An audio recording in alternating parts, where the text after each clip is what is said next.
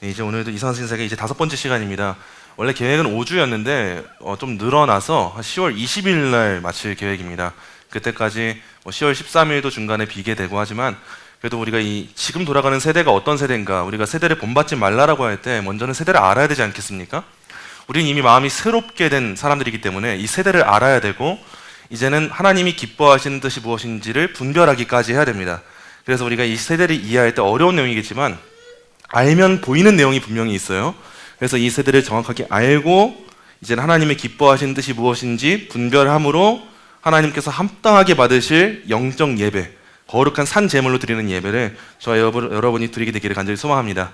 5번째 시간으로 오늘의 제목은 대중의 봉기입니다. 사람들이 함께 뭉치는 걸 우리가 대중이라고 하잖아요. 그 사람들이 일어나는 걸 우리가 봉기라고 하는데, 오늘날 이 성적인 가치관에 있어서 어떤 대중의 봉기가 일어나는가, 그걸 한번 살펴보도록 할게요. 여러분, 우리가 지금까지 살펴본 다양한 사람들이 있어요. 루소도 있고 마르크스, 니체, 다양한 프로이트까지 다양한 사람들이 있는데, 우리가 지금까지 살펴본 대다수의 주요 사상가들의 작품이나 이름을 사실상 우리가 전에는 알지 못했을 거예요.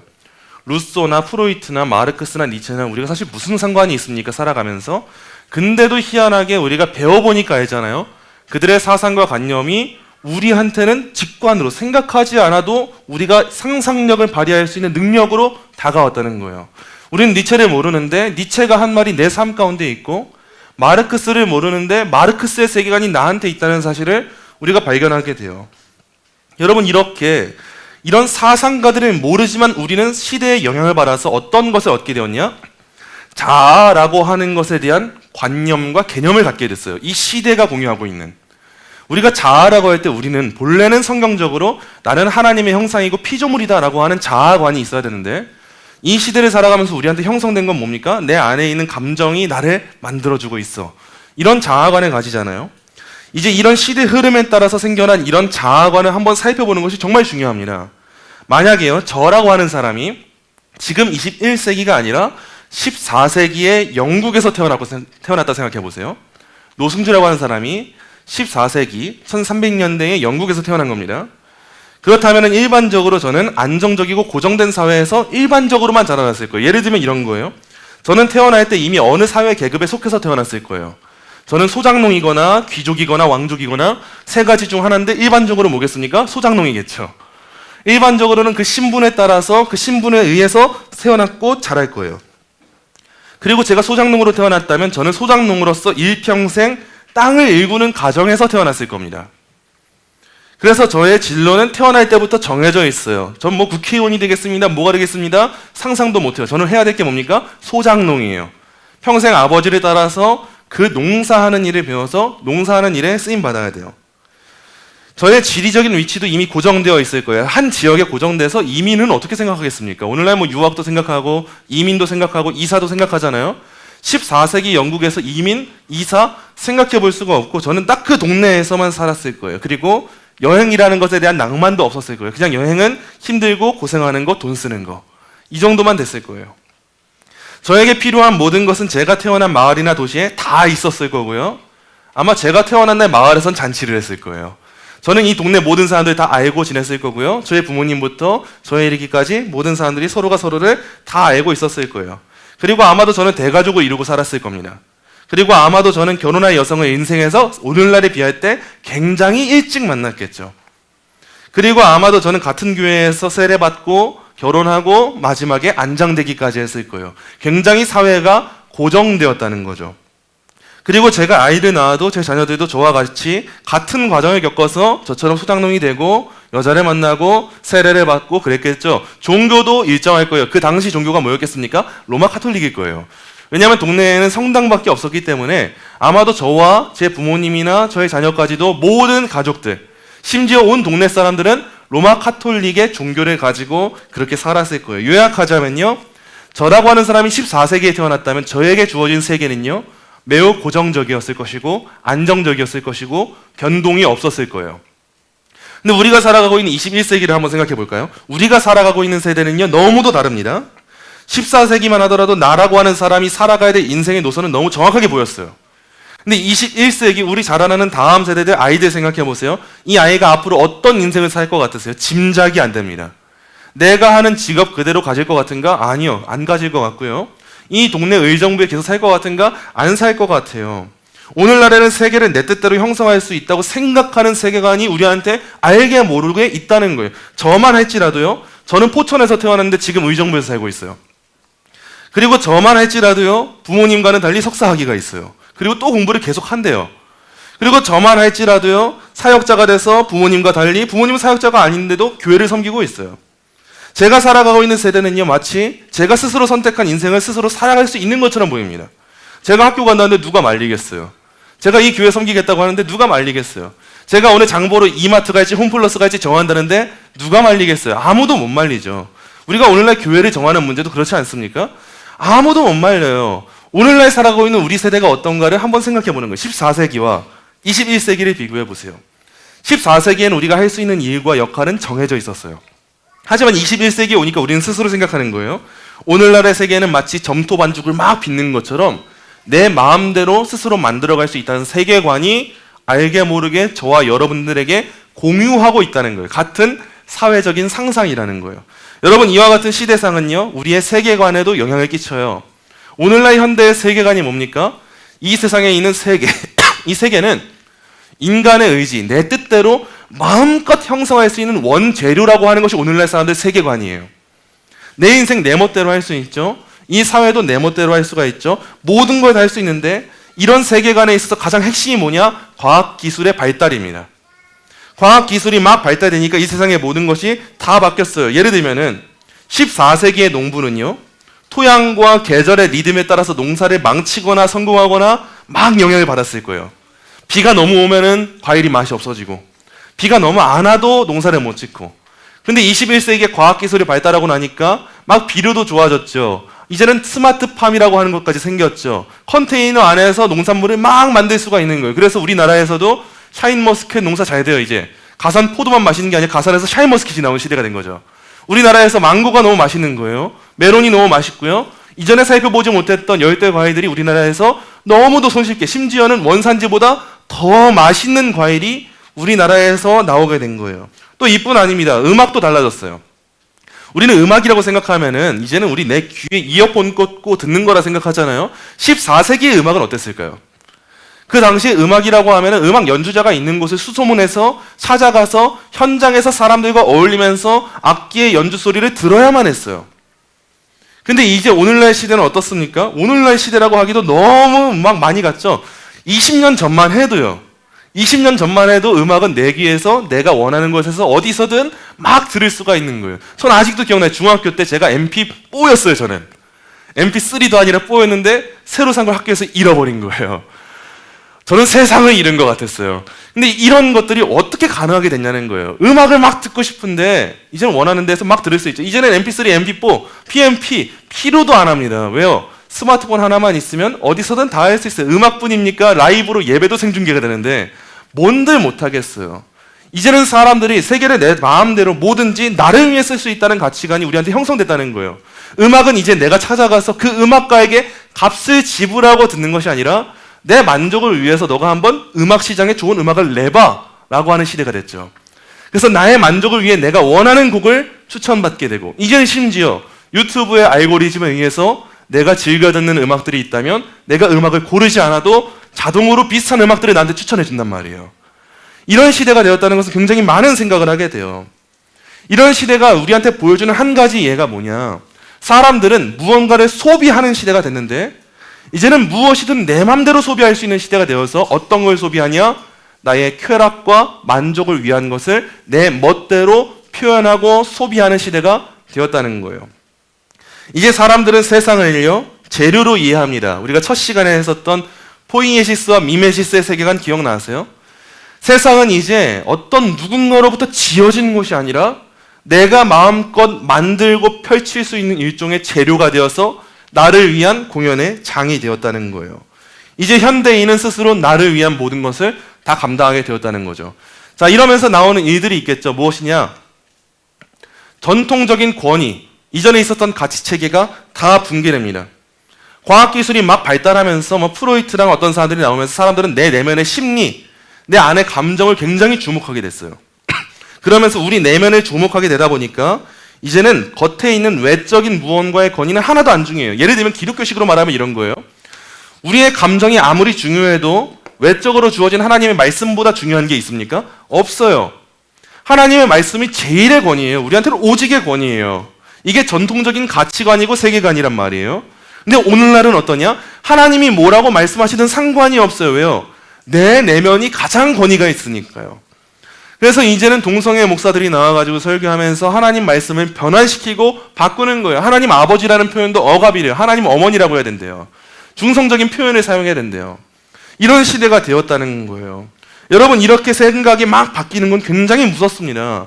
여러분, 붕괴라는 것이 얼마나 무서운 건지 아세요? 여러분, 집이 붕괴된 적 있으십니까? 저는 집에서 열심히 연구를 하다가 제 방의 천장이 붕괴된 적이 있어요. 안에 빗물이 고였었나 봐요. 빗물이 고였는데 그게 와르르 쏟아지는데 저는 무슨 온천수가 터진 줄 알았어요. 갑자기 무슨 날벼락입니까? 책 보다가. 근데 제가 그때 너무도 분했던 거는 제가 가장 아끼는 책들이 있는 라인이 있는데 좀 저렴한 책들은 안전한데 제일 비싼 책들만 다 젖어버린 거예요. 이런 붕괴는 굉장히 위험하단 말이에요. 제가 왜 이런 말 하는지 모르겠는데 이런 붕괴를 생각할 때 무서운 게 뭐냐? 이 집이라고 하는 건 우리가 가져야 될 튼튼한 건축물을 다 허물어버리고 의미 없는 것으로 만들어버리기 때문에 무서운 거예요. 과거에 14세기든 이전이든 중요하지 않아요? 옛날에 있었던 모든 전통을 중요하는 세계관은 항상 이 세 가지를 가장 중요하게 여겼어요. 그게 뭐냐? 집과 교회와 가정과 국가예요. 과거의 세계관은 항상 나의 정체성을 어디서 발견하냐? 교회와 가정과 국가에서 발견했어요. 교회와 가정과 국가를 통해서 예를 들면 이런 거예요. 저는 동행교회에 다니고 있는 노덕호의 아들 한국 사람입니다. 이런 거죠. 이런 식으로 나의 정체성을 발견하다 보니까 교회에 속해 있는 내 정체성은 항상 어떤 겁니까? 나는 하나님의 자녀이고 피조물이어서 하나님을 기쁘게 해야 됩니다. 가정에 속해 있는 제 정체성은 뭡니까? 저는 이 가정에서 부모를 열심히 섬기면서 가족을 부양해야 됩니다. 국가에 속해 있는 정체성은 뭡니까? 나는 자랑스러운 대한민국의 국민으로서 애국 활동을 하면서 이 나라를 위해서 내가 이바지 해보겠습니다. 이게 전통적인 가치관이고 권위였어요. 근데 이제 이런 것들이 다 무너져서 나만 생각하는 문화가 되었다는 거예요. 하나하나 한번 생각해 볼까요? 먼저 교회를 생각해 보면요. 유럽에서의 종교개혁. 우리가 종교개혁 역사 열심히 배웠잖아요. 종교개혁 역사는 너무 긍정적인 부분이 많단 말이에요. 근데 일부분 권위의 붕괴의 한 측면이라고 이해할 수도 있습니다. 왜냐하면 중세시대 때 로마 카톨릭은 가장 최고의 종교적 권위였어요. 근데 마틴 루터라고 하는 사람이 성경의 말씀이 진짜 권위인 걸 아니까 로마 카톨릭의 권위를 어떻게 했습니까? 도전했어요. 아무도 입도 뻥긋 못하고 있는 시대였는데 이제는 내 스스로 말씀을 보면서 말씀의 권위가 있다는 걸 루터는 알아서 이건 긍정적인 도전이죠. 로마 카톨릭의 종교적인 권위에 도전을 했어요. 이런 도전은 너무 반기는 일이고 너무 행복한 일이에요. 우리 교회가 교회답지 못한 모습이 있다면 우리는 말씀대로 우리를 바꿔야 된단 말이에요. 루터가 했던 도전은 그런 도전이었는데 이건 하나의 좋은 측면이었고요. 이렇게 좋은 측면만 종교에 있지는 않습니다. 안 좋은 측면도 많이 있어요. 예를 들면은 오늘날 종교에 대해서 세련된 냉소주의자들이 있어요. 세련돼 보이고 끼어있는 사람처럼 보이는 사람들이 종교에 대해서 문화에서 예술에서 각종 영역에서 비판하는 경향을 우리가 보게 됩니다. 그래서 종교는 마치 억압하는 단체고 어리석은 사람들의 집단이야 이런 모습을 보게 돼요. 예를 들면 이런 거죠. 다 넷플릭스에서 나온 내용이에요. 넷플릭스에서 수리남이라고 하는 드라마 시리즈가 나왔어요. 근데 희한하게도 황정민 씨죠. 목사 역할인데 목사가 사실상 어떤 역할이냐? 마약왕이에요. 수리남이라고 하는 작은 역할, 작은 나라에서요. 자, 그리고 이거는 최근에 더글로리 송혜교 씨 나왔던 드라마예요. 근데 이 중에서 한 송혜교를 괴롭힌 학교폭력 가해자 역할에 맡은 이 사람이 어떤 역할로 나오냐? 대형교회 목사님의 딸이에요. 그러면서 학교폭력의 가해자고요. 마약 중독이에요. 그러면서 이런 말을 하는 거예요. 난 너한테 한 다 회개와 구원받았어. 교회를 이런 공동체로 심어주는 인상을 주는 거예요. 그리고 우리나라 아주 유명했죠. 오징어 게임. 오징어 게임에서도 한 광신도의 모습을 보여주는 거예요. 목숨 걸고 게임하는데 막 미친 듯이 홀린 듯이 기도하는 모습이에요. 정상적인 기도의 모습도 아니라. 여러분 이런 모습들이 어디서 나온 거라 생각하십니까? 그냥 아무런 이유도 없이 작가들이 이런 모습을 그려냈을까요? 이제는 종교에 대한 도전이 있다는 거예요. 사람들의 마음 가운데. 종교라고 하면 뭡니까? 전통이에요. 이전의 가치관이란 말이에요. 그것은 다 고리타분한 거고 이상한 거고 신비주의적인 것이고 광신도들의 집단이야라고 말하는 그런 역할을 대중매체가 감당한다는 거예요. 종교에 대한 권위는 이렇게 산산조각 나고 무너져 버리는 거예요. 이런 종교만이 아니에요. 가정도 이어집니다. 전통적인 가족과도 관련해서 비슷한 이야기가 쭉 이어져요. 가족제도가 압제적이고 독재적이다. 엘리트층의 오랜 비판이 수없이 많이 있었어요. 가정은 너무 독재적이야. 그래서 영화, 시트콤, 드라마 일상적으로 다 가족이 무너진 것처럼 그려냈어요.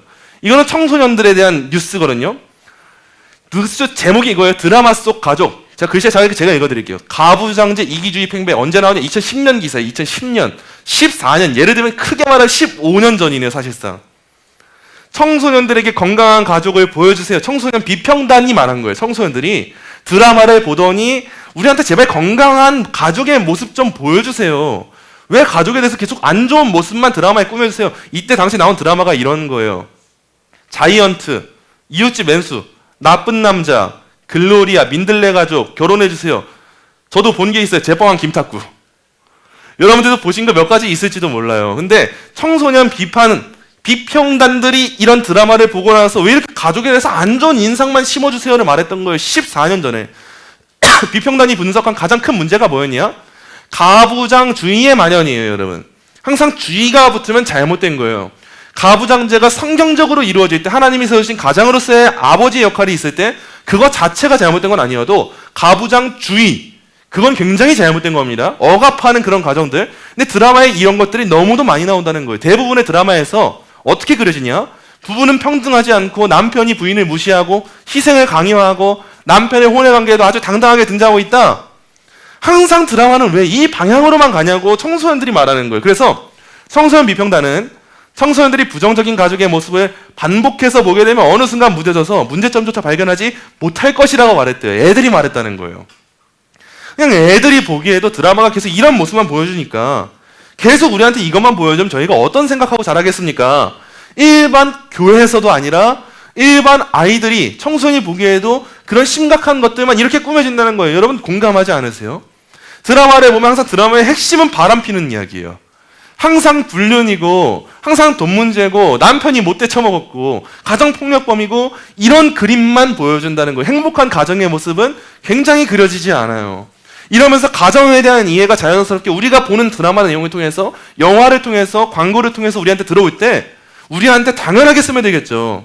부부 사이가 이렇게 된다는 거, 서로를 위해 희생한다는 건 굉장히 부정적이고 안 좋은 거야. 왜 우리 한쪽은 희생해야 돼? 왜 우리는 그런 삶을 해야 돼? 왜 아버지는 돈 벌어야 돼? 왜 어머니는 사랑해줘야 돼? 이런 이해가 우리 자녀들한테 스며들어오게 된다는 거예요. 이런 권위가 가정에서도 막 무너지는 거예요. 다음은 국가입니다. 여러분 국가라는 관념도 이제 너무 심한 압박을 받아요. 미국이라고 하는 나라는 사실 종교적인 신념 위에서 굉장히 압도적인 그 민족주의적인 성향을 함께 하면서 그렇게 탄생한 나라가 미국이에요. 근데 미국도 굉장한 도전을 받고 있어요. 어떤 도전이냐? 미국의 건국 시점에 대한 도전이에요. 미국의 건국이 언제냐 했을 때 일반적인 이해는 언제였냐? 1776년이었습니다. 그때가 언제냐? 미국의 독립선언문이 발표된 때였어요. 하나님으로부터 인권에 대한 내용이 담겨 있고 하나님께서 이 나라를 세우셨다고 말하는 독립선언문이 발표되었을 때 그때 미국이 영국으로부터 진정한 독립을 이루어냈다라고 하는 것이 일반적인 이해였는데 한층에서 또 다른 이해를 만들어내요. 그 이해가 뭐냐? 최초의 노예가 도착한 1619년이다 라고 하는 말이 이루어지는 거예요. 근데 1619년이다 라고 말하는 그 사람의 그 논지가 뭐냐? 왜 그렇게 행동하냐?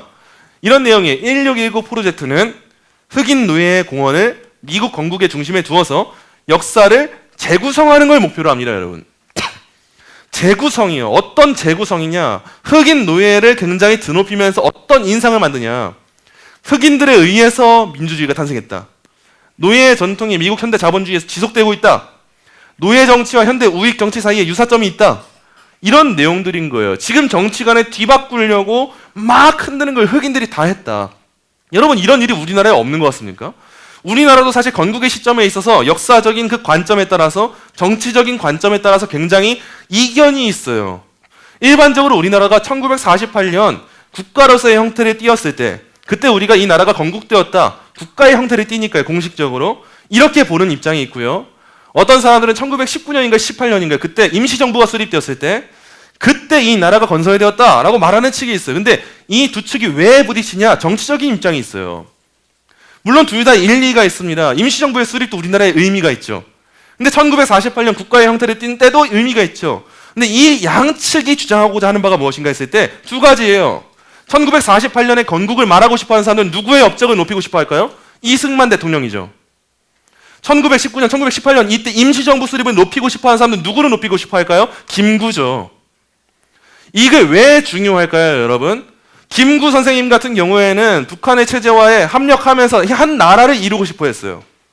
근데 이승만 대통령 같은 경우에는 공산주의를 굉장히 두렵게 여기면서 이 나라의 독립을 굉장히 크게 주장했던 사람이에요. 그러면서 이승만 대통령을 필두로 한 사람들은 1948년 우리나라의 정식 선언이 이루어졌다라고 말하는 것이고, 김구 선생을 높이고 싶어 한 사람들은 임시정부에 대해서 굉장히 높이고 싶어 한단 말이에요. 둘 다 일리는 있습니다. 임시정부의 수립도 우리나라에 굉장히 의미가 있고, 그게 없었으면 어떻게 건국이 됐겠어요? 그리고 이 나라의 첫 시작이 1948년에 건국이었다 말하는 것은 공식적인 나라의 출발로서 굉장히 의미가 있죠. 마찬가지로 지금 미국에서도 이런 논쟁이 있는 거예요. 1776년에 독립선언문이 발표될 때가 진짜 시작이었냐? 노예가 도착한 그때가 진짜 시작이었냐? 근데 여기에서 국가의 근간이 흔들리는 게 무엇입니까? 결국 노예가 도착한 그 시점이 첫 출발이었다 말하는 사람들의 주장 안에는 흑인 운동을 펼치고 싶어하고 계급 투쟁을 하고 싶어하는 그 이론적인 기반이 있다는 거예요. 그래서 첫 시작, 국가의 첫 시작이었던 1776년에 대해서 부정하면서 이런 사상 체계를 심어준다는 거예요. 우리가 주목해서 하는 건 이런 거예요. 우리가 지금 짧게 교회와 가정과 국가에 대해서 살펴봤잖아요. 교회와 가정과 국가는요, 여러분, 우리의 정체성을 심어주는 데 있어서 굉장히 중요한 전통적인 역할을 해요. 종교와 가족과 국가는 우리한테 우리의 세계관을 형성하는 굉장히 중요한 역할을 해요. 나는 누구인가라고 말할 때 저는 이렇게 말할 수가 있을 거예요. 나는 노승준이고 노덕호의 아들이고 한국 사람으로 태어난 기독교인입니다. 이 말 한마디 안에 제가 살아가야 될 인생의 가치관과 목표가 심어져 있다는 거예요. 그런데 이제 오늘날은 이런 전통들을 다 부정해버리니까 어떤 일이 일어납니까? 기독교 세계관은 어리석고 우매한 것이 되어버리고요. 건강한 가정관, 한 남자와 한 여자의 결합으로 이루어진 결혼관은 이제 뭐든지 다 억압이고 쓰레기의 것이 됐어요.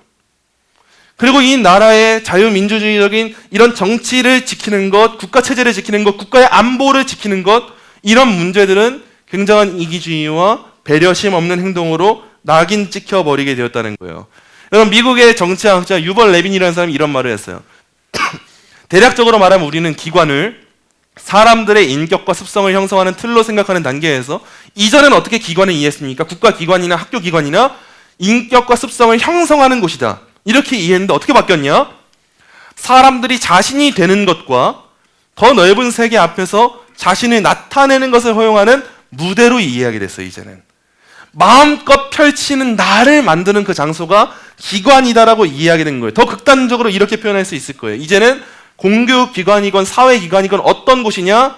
사람들을 아무 곳에도 얽매이지 않는 예술가, 오스카 와일드가 말한 예술가, 내 마음대로 모든 걸 다 표출하는 예술가, 내 안에 동성연애에 대한 욕망이 있다면 표출해버리고 예의 없게 행동하고 싶으면 행동해버리는 그런 예술가를 만드는 기관이 공교육기관이 되고 사회기관이 되었다는 거예요. 그래서 이제 오늘날 공교육기관에서는 아이들한테 예의에 대해서 크게 가르치지가 않아요. 왜냐하면 아이들이 스스로 해야 되니까요. 스스로 하고 싶은 거 하고 살아야 되니까요. 너는 사회에 기여하는 이런 사람이라 어떻게 말합니까? 사회에 왜 기여해야 돼요? 아이들이 이렇게 묻겠죠. 오늘날 시대상이 이렇게 바뀌었다는 거예요. 우리가 교회에 더 헌신해야 됩니다라고 말할 때 왜 제가 헌신해야 되는데요? 저는 대충 예수님 믿고 천국만 가면 되지 왜 교회에 헌신해야 됩니까? 제 재산을 증식하고 저는 저의 인생을 살겠습니다. 이러한 가치관을 가진 시대가 우리의 오늘날의 시대가 됐다는 거예요. 여러분, 지금은 작고 했지만 사회학자, 펜실베니아 대학교의 교수였던 사회학자 필립 리프라는 사람이 이런 말을 해요. 문화는 전통적으로 신성한 질서와 이 질서에 기초한 전통에 호소함으로써 도덕 질서를 정당화했다. 다시 한번 말씀드릴게요. 여러분, 우리가 형성하고 있는 이 문화는요, 전통적으로, 일반적으로 신성한 질서, 뭘 의미합니까? 하나님의 법이죠. 신성한 질서와 이 질서에 기초한 전통에 호소함으로써 도덕 질서를 정당화했다. 하나님이 그걸 기뻐하시지 않아. 하나님의 십계명이 이걸 명하고 있어 라고 하는 것에 기초해서 살인하면 안 되는구나에 대한 답을 찾은 거예요. 왜 이웃을 사랑해야 되지? 하나님의 형상이구나. 왜 도둑질하면 안 되지? 하나님이 그 사람에게 주신 것을 내가 빼앗으면 안 되는구나. 왜 탐내면 안 되지? 왜 불륜하면 안 되지? 아, 하나님이 허락하신 가정을 지켜내는 것이 아름답구나. 이렇게 이해하는 것이 일반적인 서구 사회의 일반적인 가르침이었고 가치관이었어요. 하지만 현대 서구 사회, 유럽을 보거나 미국을 보면 어떻게 됩니까? 이제는 신성한 질서가 마치 사라진 것 같아요. 분명 하나님을 향해서 예배하면서 시작됐다는 그 나라들도 하나님 없이 살아가도 되는 것처럼 살아가고 있어요. 종교기관에는 권위가 다 무너졌고요. 성경도 이제 키워 성경 다양한 성경 나오면서 하나님 말씀 자기들이 막 바꿔요. 이제는 다원주의 사회가 돼서 기독교만 배타적으로 여기는 이상한 시대가 됐어요. 여러분, 미국의 대법원이 동성 결혼에 대해서 반대하는 사람들을 어떻게 평가했냐? 그냥 단순히 비합리적인 편견이 그들을 지배했다라고 평가를 했어요. 그들의 반대를 기각했습니다. 여러분, 신성한 질서에 호소하는 이 행동, 우리 그리스도인의 행동에 대해서 이제 세상 문화가 어떻게 판단하는가? 너무도 분명해요. 우리 문화는 이제 교회와 국가와 가족의 권위가 무너지는 것과 아울러서 이제는 도덕도 다 무너지게 될 거예요. 교회, 국가, 가족이 무너지면요, 당연하게 따르는 게 뭐냐? 도덕이 무너져요. 왜냐? 교회, 국가, 가족만 신성한 질서를 알려주거든요. 이게 무너질 때 이제 어떤 일이 펼쳐집니까? 이제 도덕의 권위가 없으니까, 하나님 말씀이 도덕의 기준이라는 생각이 없어지니까 도덕의 기준은 다 상대주의적인 게 돼요. 너도 맞을 수 있고 나도 맞을 수 있고 평가할 수 있는 기준이 없어요. 우리나라에 법이 존재하는 이유가 뭡니까?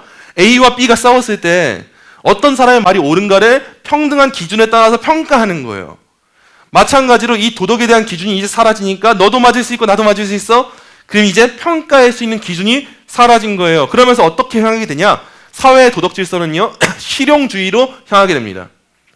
우리나라가 너무 잘하는 게 이거예요. 맨날 어떤 사건 터지고 사고 나면요, 떼법 만들어가지고 갑자기 법을 제정해요. 이전에 있었던 법의 질서 안에서도 충분히 지켜줄 수 있는 영역이 있는데 이전에 있었던 법의 질서를 거스르면서 이상한 법을 만들어버려요. 예를 들면 오늘날의 포괄적 차별금지법 같은 경우가 그런 경우예요. 이미 법적으로 장애인에 대한 처벌, 그런 안 좋은 사람들의 처벌, 소외된 사람들에 대한 그런 차별에 대해서는 막아줄 수 있는 법의 울타리가 이미 있어요, 여러분.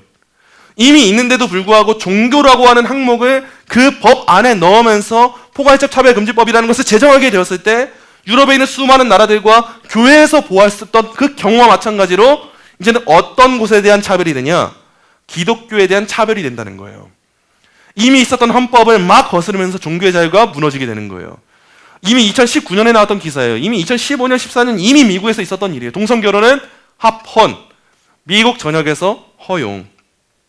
이제는 가정관이 무너져요. 이전에 있었던 헌법의 질서가 뭐였냐? 가정은 한 남자와 한 여자의 결합이라는 거 하는 것이 이전에 있었던 헌법의 가치였어요.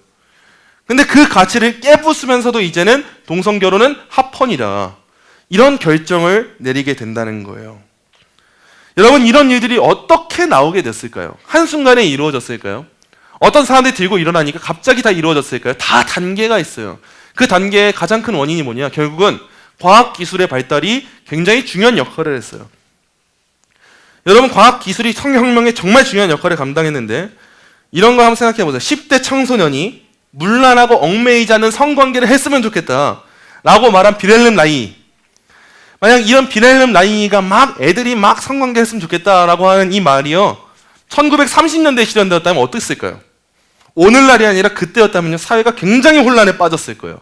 그때만 해도 사회가 보수적이었거든요. 어떻게 결혼을 안 하고 그런 행동을 할 수가 있어? 막 보수적이었어요. 그리고 비렐름 라이도 당황했을 거예요. 왜냐하면은 만약에 10대 청소년이 임신했다 생각해 보세요. 경제 활동도 할 수 없는 10대 청소년이 임신하면 당연히 누구한테 의지해야 됩니까? 가족이요. 가족한테 의지해야 된다면은 비렐름 라이가 싫어하는 게 뭐예요? 가족이에요. 전통적인 가족을 싫어하는데 아이러니하게도 가족에게 의지해야 되는 상황이 펼쳐지는 거예요. 아마 비렐름 라이도 굉장히 당황했을 거예요. 근데 오늘날에 생각해 보세요. 오늘날 지금 이 시대는 어떻겠습니까? 우리 10대 청소년들한테 마음껏 성관계 하세요라고 말할 때 혼란이 생길까요? 여러분, 이 일에 있어서 굉장히 중요한 역할을 했던, 마음껏 성적인 것을 누릴 수 있게 한 역할을 했던 것이 무엇이냐? 너무도 저렴하고 쉽게 접근할 수 있는 피임법의 등장이에요. 예를 들면 이거죠. 경구 피임약의 등장입니다. 경구 피임약이 과학의 발달로 인해서 생겨나게 되니까 경구 피임약으로 인해서 여성은요, 자신의 출산을 마음껏 통제할 수 있게 됐어요. 그러다 보니까 성이라고 하는 것은 이전에는 임신과 연결고리가 있는 거였는데 이제는 성과 임신은 연결고리가 없는 것이구나. 내가 마음껏 컨트롤할 수 있는 영역이구나. 내가 성을 막 즐긴다고 해서 무조건적으로 임신하는 것은 아니구나 라고 하는 세계관이 우리한테 형성된 거예요. 여러분 19세기만 해도요. 남자와 여자가 성관계를 맺는다면요. 쉽게 임신으로 맺어질 수 있었어요. 임신이 쉽게 될 수가 있었어요. 그로 인해서 사회의 어려움을 쉽게 겪을 수가 있었어요. 그래서 19세기만 해도 한 여자와 한 남자가 만나서 마음껏 성관계를 한다. 이건 매우 모험적인 행동이었습니다. 이런 환경에서 결혼은요. 성활동을 추구하는 가장 안전한 활동이었어요. 왜냐? 안전한 울타리 안에서 마음껏 할 수 있는 시스템이었으니까요. 그리고 이런 결혼을 하려면 어떻게 됩니까? 일반적으로 남자들이 열심히 일해서 내가 너 책임질 수 있다를 보여줘야만 했어요. 안 그랬으면 여자의 남편, 여자의 아버지건 오라비건 와가지고 그 남자를 두들겨 패겠죠. 어디 경제적 책임도 못 지는 애가 우리 딸한테, 내 여동생한테 그렇게 행동을 하냐라고 하면서 그렇게 다그칠 것이기 때문에 일반적인 남성들은 젊을 때부터 열심히 일해서 내가 당신을 부양할 수 있습니다라고 하는 것을 말할 수 있을 때 공개적인 청혼을 하고 결혼을 하면서 그때부터 성과 임신에 대한 모든 길이 열리게 됐어요. 다 책임을 졌다는 거예요. 권리만 누리는 게 아니라 책임을 졌어요. 근데 경구피 임약이 등장하고 나니까 이제 성이라고 하는 것은 마음껏 즐겨도 위험하지 않은 것이 되었어요. 성이 장기적 헌신이 불필요한 즐거운 유의 활동이라고 하는 세계관이 우리한테 형성되게 된 거예요. 얼마나 속상한 일이 많이 일어납니까? 우리 교회도 산부인과에서 일하시는 분이 있잖아요. 한번 저한테 이런 말씀을 하시는 거예요. 전유인 사님이. 너무 속상하다는 거예요. 왜 속상한가 들어보니까 어린 중학생 애들이 그렇게 많이 온대요. 중학생, 고등학생 애들이 임신해가지고 그렇게 온다는 거예요. 경구피임약이 등장해가지고 이런 피임법을 학교에서 알려주니까 이제 너희가 마음껏 할 수 있어. 안전하게만 해. 이런 소리 하고 있으니까 이런 일이 펼쳐지는 거예요. 그래서 엄마와 손잡고 산부인과를 오는데 엄마는 표정이 담담하대요. 왜요? 한두 번이 아니거든요. 이런 일이 우리한테 서스럼없이 일어난다는 거예요. 이렇게 경구피임약이 등장하고 나니까 성은 이제는 안전한 것이 되었고 마음껏 즐길 수 있는 것이 됐어요. 그리고 이제 도덕적으로도 문제가 없는 것이 됐어요.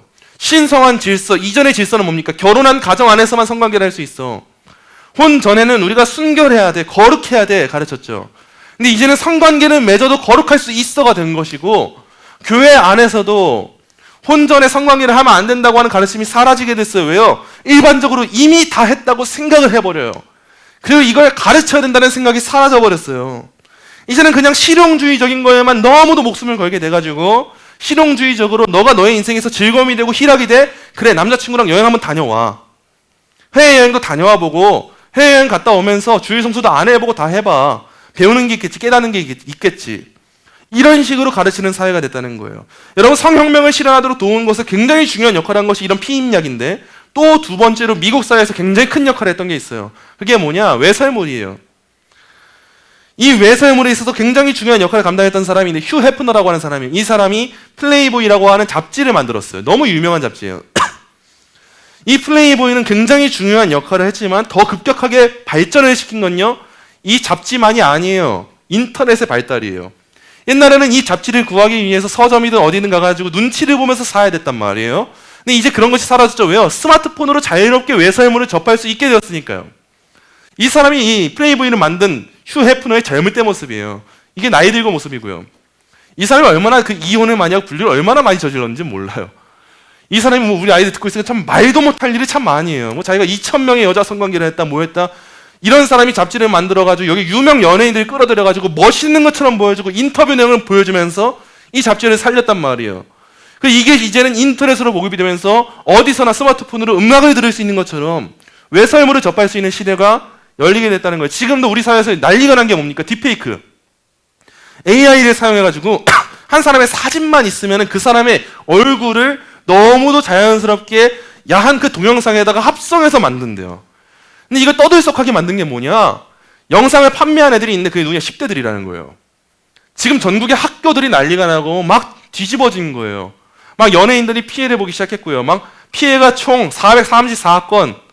그리고 지금 학생들이 막 이런 일에 다 하고 있다는 거예요. 유명한 유튜브에서도 막 성인 배우들이 나와서 등장해서 아무렇지도 않게 거리낌 없이 인터뷰하고 있고 마치 그것이 멋진 사람인 것처럼, 인플루언서인 것처럼 그렇게 행동하는 시대가 됐다는 거예요. 여러분, 이런 문화가 표현적 개인주의의 영향이에요. 마음껏 표현하는 것이 진짜 나를 만드는 거다. 마음껏 표현하는 사람이 멋있는 사람이다. 정치인들은 사이다 발언하는 사람이 유명한 사람이 되는 거고요. 표현적인 이런 개인이 자기 만족이나 행복을 위해서 열심히 일한다면 존경받아 마땅한 그 사회. 그 사회가 지금이 되었기 때문에 외설물은 이제 마음껏 즐겨도 되는 것이 되었어요. 왜냐? 내가 하고 싶은 성적 욕망을 위해서 다 하는 거니까요. 이제는 한 쌍의 남녀가 만나서 결혼하는 거 필요 없어요. 왜요? 마음껏 즐겨야 되니까요. 이런 성과 성적 만족은 행복한 인간을 만드는데 필수다라고 하는 관념이 우리 사회에 지배하게 되었다는 거예요. 여러분, 이전 사회와 비교할 때 오늘날의 사회는 너무도 많이 달라졌어요.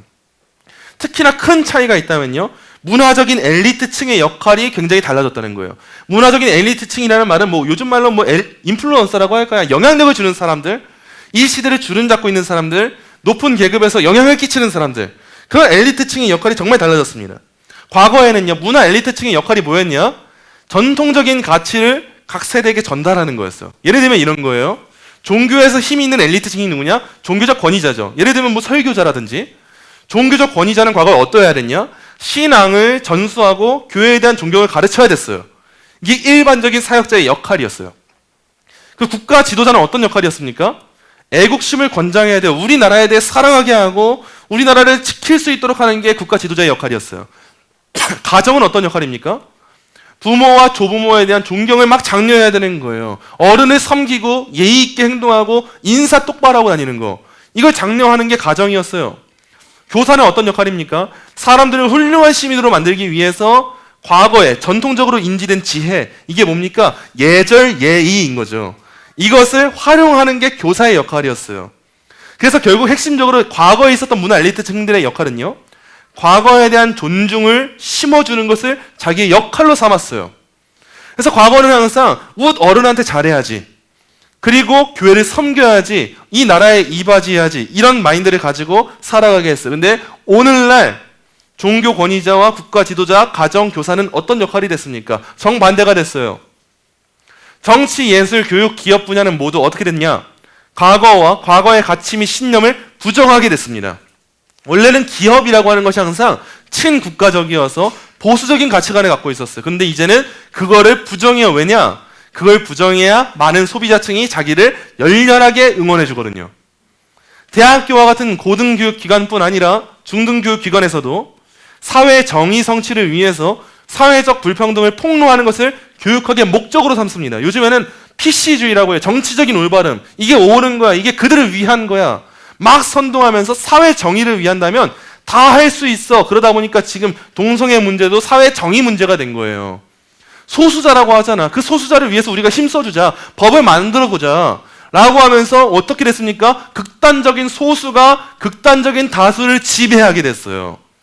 이거를 사회 정의라고 말하는 거예요. 과연 이 정의가 하나님이 말씀하시는 정의겠습니까? 결국에는 뭘 하냐, 이 사람들은 항상 전통적인 사회 간섭을 다 매도합니다. 선 정치적인 것은 다 타파해요. 예를 들면 이런 거죠. 종교적인 권위자 타파해버려야 돼요. 우리 위에 군림할 수 있는 종교의 가치는 아무것도 없어요. 국가 지도자 다 타파해야 됩니다. 헌법의 가치 다 타파해야 돼요. 왜요? 국가 지도자와 헌법은 나를 얽매고 나를 억압하는 존재니까요. 가정의 권위 타파해야 돼요. 왜 우리가 한 남자와 한 여자만 만나야 돼? 왜 자녀를 낳아야 돼? 왜 결혼을 해야 돼? 왜 성관계는 결혼 안 해서만 할 수 있는 거야? 다 타파해버리는 거예요. 교사는 왜 훌륭한 시민을 만들어야 돼? 스스로 행동할 수 있는 사람을 만들어야 되잖아! 라고 하는 가치관이 오늘날 사람들한테 있어서 이걸 영향을 끼치고 있다는 거예요, 여러분. 루소가 말했던 문화는 우리를 억압하는 거다라고 했던 그 가치관이 우리도 알게 모르게 우리한테 스며들어서 역사하고 있다는 거예요. 그러다 보니까 전통적인 관습은 이제 다 딱지가 붙어지고 프레임을 씌워버려요. 전통적인 교회나 전통적인 가족관에다가 항상 무슨 말 붙입니까? 식민주의다, 성차별주의다, 제국주의다, 인종주의다, 차별주의다, 엘리트주의다, 이런 딱지를 한번 딱 붙여놓고 말하면 선동은 한마디면 되는데 해명에는 100마디가 붙어야 되는 거예요. 다 이렇게 프레임을 씌워버리고 뭐 말도 못하게 사람들을 매장시켜버리는 거예요. 여러분, 예술계와 연예계도 별 차이가 없습니다. 영화나 시트콤이나 심지어 상업 광고도 이전과 다르게 이젠 성혁명을 막 옹호하면서 성적인 해방을 요구해요. 아마 아시는 분들이 있을지도 모르겠어요. 음악과 관련해서 락밴드에서 항상 교과서와 같은 서론에 위치하는 한 밴드가 있는데 그게 어디냐? 롤링스톤스라고 하는 밴드가 있어요. 이런 롤링스톤스라고 하는 이 밴드가 1960년대에 에드 설리번 쇼에 출연하려고 하는데 그때 가사를 바꿔야 됐어요. 왜냐하면 가사가 밤을 함께 보내요라고 하는 가사가 너무 야하다는 거예요. 그렇기 때문에 어떻게 바꿨냐? 시간을 함께 보내요라고 해야 이제 방송에 나갈 수 있었어요. 근데 오늘날 우리네 대중가요의 가사는 어떻습니까? 19금 딱지 붙어 있다는 건 뭐 그렇다고 하고 19금 딱지가 안 붙어 있어도 밤을 함께 보내자는 말, 이건 우리 거리낌 하나도 못 느끼지 않아요?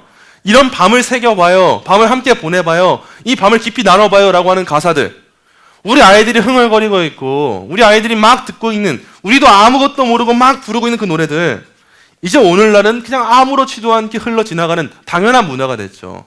같이 여행을 가자, 같이 뭐 하자, 같이 술을 마셔보자, 뭐 해보자, 어린 아이들 듣기에도 거리낌이 하나도 없어요. 옛날에는 힙합만 그랬죠. 랩만 그랬죠. 이제는 발라드건 어떤 곡이건 아이돌이건 중요하잖아요. 이런 가사는 아무렇지도 않게 받아들여진다는 거예요. 여러분, 기업도 그래요. 2015년 인디애나주 입법부가요, LGBTQ+ 공동체의 권리에 대한 요구에 등장에 비추어서 막 이제 동성애자들이 들고 일어나니까, LGBTQ가 막 들고 일어나니까 기업의 사업주를 지켜주자라고 하면서 어떤 걸 내놓았냐? 종교적 양심을 보호하기 위해서 종교자유회복법을 통과시키려고 했어요. 차별금지법에 반대하면서, 차별금지법이 종교의 신념을 가진 사람들을 위협하잖아요. 그러니까 인디애나주가 너무 좋은 걸 내는 거예요. 종교의 신념을 가지고 있는 사업주를 보호해주자라고 하는 법안, 차별금지법에 대한 대안으로 이 법안을 막 내놓았어요. 일반적으로 생각하기에는 기업들이 좋아할 것 같잖아요. 기업들이 안 좋아했어요. 기업들이 안 좋아한 이유가 뭐냐? 결국엔 기업들이 그걸 반대할 때 소비자층은 그 기업에 열광하니까요.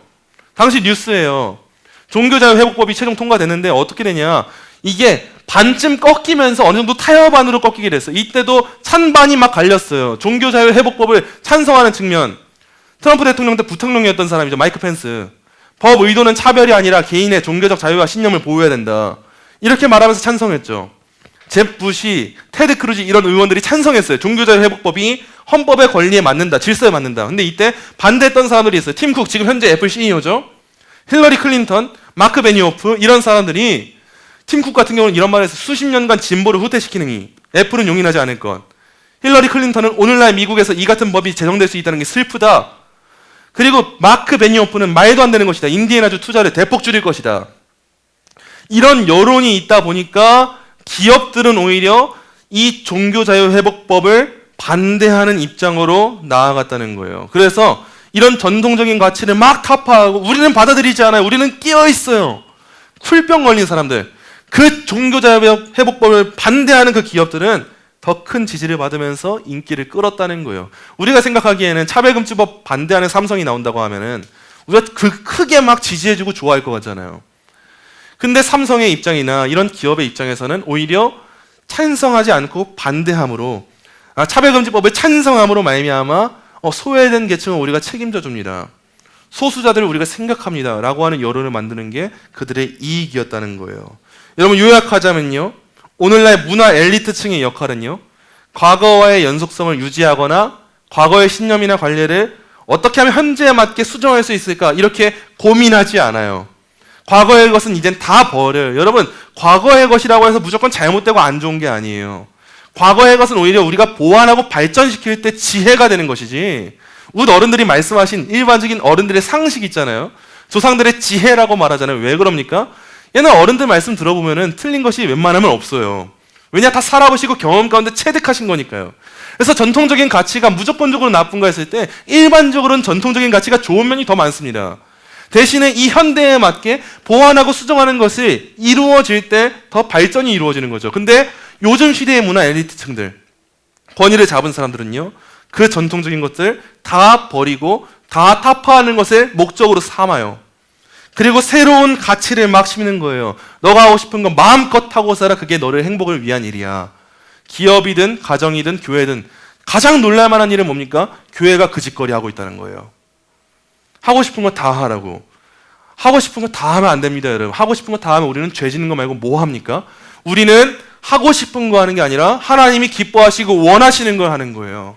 근데 이제는 현대 교회들도 하고 싶은 거 다 하세요 말하고 있고, 가정에서도 부모가 너 하고 싶은 거 다 하고 살아 말하고 있고, 국가에서도 너 하고 싶은 거 다 하는 국민들이 말하고 있으니까 이런 모든 가치관들이 다 깨지게 된다는 거예요. 여러분, 정체성의 전통적인 외부의 지주들, 과거에 있었던 지주들 크게 세 가지잖아요. 종교, 국가, 가족.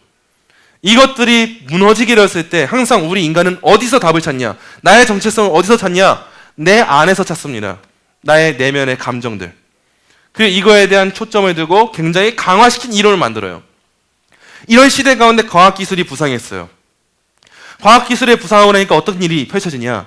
우리가 우리의 본성, 내 정체성을 내 의지에 따르게 할 수 있고 마음껏 만들 수 있고, 세계가 완전히 의지적으로 형성할 수 있는 원재료다라고 하는 세계관을 심어주고, 자신이 선택하는 어떤 의미나 현실도 내 스스로 만들 수 있다라고 하는 세계관을 과학기술이 만들어줘요. 그러다 보니까 이 세상에 지금 주장하고 있는 게 뭐냐? 주관론이에요. 내가 이렇게 느꼈는데, 내가 원하는데, 내가 그렇게 말한다는데 당신은 왜 그러세요? 왜 꼰대입니까? 꼰대라는 말 진짜 듣기도 싫어요, 저는. 가치관을 가지고 있는 어른들에 대해서 다 나쁜 것으로 쳐버리고 프레임 씌우는 거잖아요. 이런 주관론이 우리한테 다 장악하고 있다는 거예요. 그리고 나서 어떤 일이 펼쳐집니까? 성적인 자유가 행복한 삶의 중심이라고 하는 생각이 생겨나요. 피임법 덕분에 이제는 성적인 누림이 현실적인 선택안이 되었어요. 마음껏 할 수 있어요. 외설물 산업과 사회학이 막 주장하게 되니까 이제는 이런 성적인 가치관, 성적 자유를 막 누리는 게 내 행복이다라고 하는 그 생각이 우리의 문화적 상상력의 일부가 되었어요. 우리 모든 사람이 공유하고 있는 상상력이 됐다는 거예요. 정치, 교육, 문화, 기업을 아우르는 문화 엘리트층이 분명히 있어요. 근데 이 엘리트층이 과거를 거부하고 청력을 기울여서 현대적, 표현적, 상적 자아의 변리 형상을 사용하기로 막 결정을 해요. 이를 통해서 어떤 일이 펼쳐지냐? 표현적인 자아, 마음껏 나의 감정과 모든 것을 표출하는 자아가 가장 일관성 있고 납득할 수 있는 가장 좋은 자아가 되었다는 거예요. 여러분, 우리가 살아가는 오늘날의 시대는 비교할 수 없을 만큼이나 상스럽고 천박합니다. 이 사실은 우리가 인정해야 돼요. 우리가 살아가는 세대가 이렇게 상스럽고 천박한 시대인데, 우리가 정직한 사람이라면 가져야 될 양심이 뭐냐? 이 시대에 알게 모르게 우리가 일조하고 있었다는 거예요. 우리 기독교인들에게 가슴 치며 회개해야 될 몫이 이거예요. 우리도 알게 모르게 넷플릭스에 나오는 드라마 함께 공유하고 있었죠. 우리도 알게 모르게 그런 기업의 선전에 열광하고 있었죠. 우리도 알게 모르게 종교가 종교답지 못한 일을 벌이고 있을 때 열광하고 있었죠. 우리가 내 가족 욕하고 있었죠. 내가 예의 없게 행동하고 있었죠. 내가 선생님에게 교훈받지 않고 있었죠. 내가 예절 없이 살아가고 있었죠. 내가 앞집 사람에게 인사도 안 하고 살았죠. 이런 문화적 상상력, 이 세대가 함께 공유하고 있는 이 모든 내용들에 우리가 정직하다면 인정할 수밖에 없을 거예요. 우리 또한 어느 부분 일조하고 가담하고 있었다는 거예요.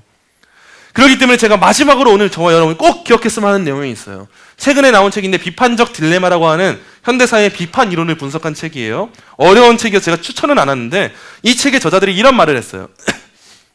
모든 기독교인은 진보적이든 보수적이든 할 것 없이 주변의 급속한 이념적 조류에 끌려가고 있다. 이게 사실이에요. 팩트예요. 저와 여러분은 알게 모르게 이 시대의 영향을 받고 살아갈 수밖에 없어요. 우리가 시대의 아들이기 때문에. 근데 우리 주변의 모든 부유물이 같은 속도로 함께 질주하고 있어서 자신이 표류하고 있다는 사실조차 알아차리지 못할 수가 있어요. 이게 정말 슬픈 일 아닙니까? 내가 떠밀려가고 있는데 옆집 사람 같이 떠밀려가고 있으니까 내가 제자리인지 아는 거예요. 자신을 해안에 고정된 지점과 비교해야만 우리가 얼마나 빠르게 움직이고 있는지를 알아차릴 수가 있다. 기준이 있어야 내가 움직였는지 안 움직였는지 알 수가 있잖아요. 그 기준이 뭐겠습니까, 여러분? 성경이요, 성경. 하나님 말씀이 유일한 도덕적 기준이 돼야 내가 떠내려가는가 안 떠내려가는가를 알 수 있는 거지. 옆집 사람이, 옆에 있는 집사님이, 어떤 권사님이 떠내려가는 것만 보고 나서 기준을 삼는다? 아니요, 우리는 모두 떠내려가고 있다는 거예요. 그러니 오늘날 여러분의 삶, 여러분의 애정, 여러분의 신앙을 5년 전과 비교해보세요. 한번 생각해보세요. 내 신앙이 코로나 이전 5년 전의 신앙과 어떻게 달라졌는가? 내가 예배를 대하는 태도가 얼마나 가벼워졌는가 생각해보시라는 거예요. 근데 가장 중요한 일은 뭐냐? 나를 돌아보는 것도 중요하지만 성경과 비교하는 거예요.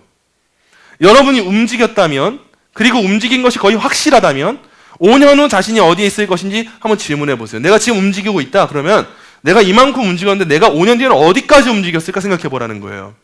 아니면 10년 후나 20년 후에는 어떨지를 스스로 질문해보라. 여러분이 보는 것이 마음에 들지 않는다면, 내가 저기에 가 있는 게 마음에 들지 않는다면 더 명확하게 볼 수 있는 분별력과 여러분의 구주와 그분의 진리에서 멀어지게 하는 흐름을 거슬러 헤엄칠 힘을 주시기를 여러분의 구주께 간구하라. 저와 여러분이 기도했으면 하는 내용, 간구했으면 하는 내용이 이겁니다.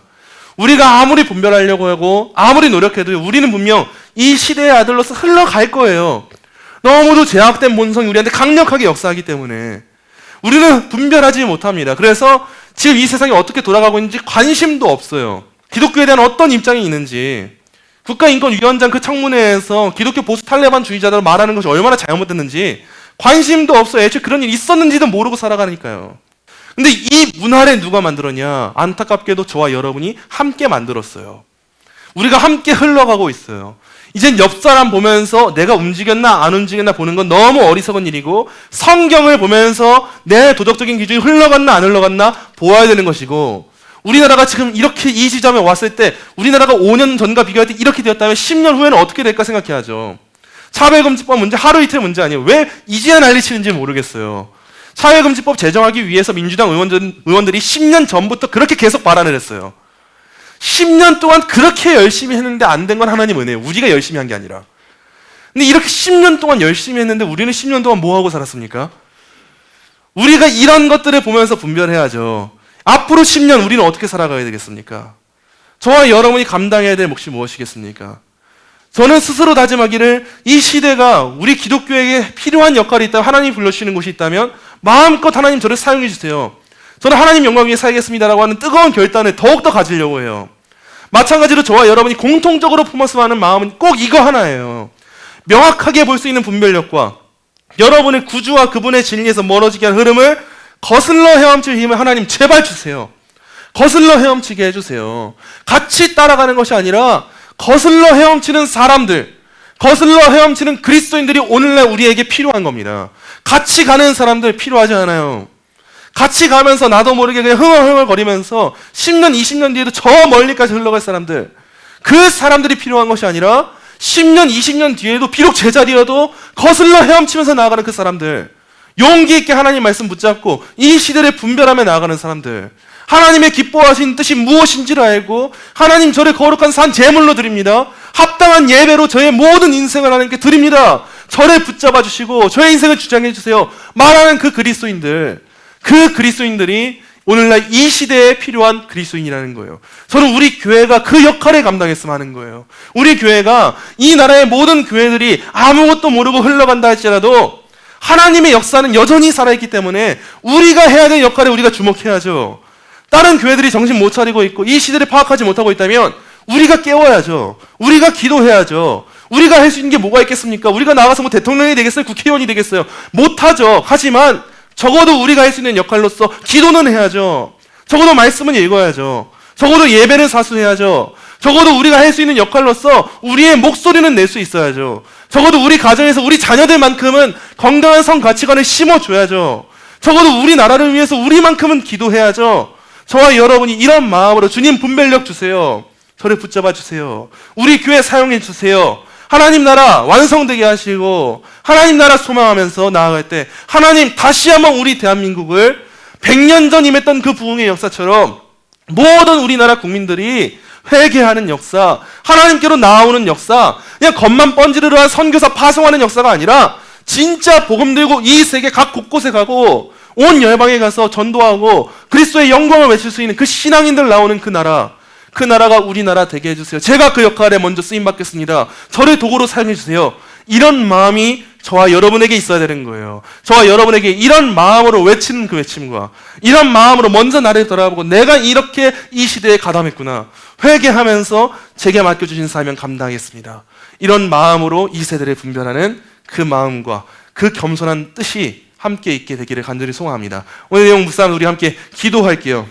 이 시간 기도할 때 두 가지를 놓고 함께 기도하겠습니다. 먼저 첫째로는 구주와 그분의 진리에서 멀어지게 하는 이 세속화의 흐름에서 우리가 거슬러 헤엄칠 수 있는 힘, 하나님 그 힘을 저희에게 허락해 주세요. 함께 기도하고요. 둘째로 10월 27일 광화문에서 연합예배가 있습니다. 모든 교단들이 총동원해서 함께 차별금지법을 반대하고 함께 거룩한 성을 위해서 힘써 나가는 회개운동이 있는데, 이 날이 제가 간절히 바라는 건요, 제발 정치적으로 쓰임받지 않았으면 좋겠어요.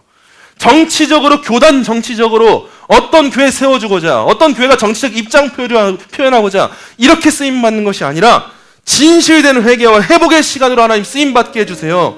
주최 측과 참여하는 교회 모두가 한마음 한뜻으로 하나님 나라를 위해서 기도하는 그 시간, 하나님 나라를 위해서 나아가는 그 시간, 어떤 정치적 선동에 쓰임받지 않는 그 시간 될 수 있도록 인도해 주시옵소서. 함께 기도하도록 하겠습니다. 함께 기도합니다.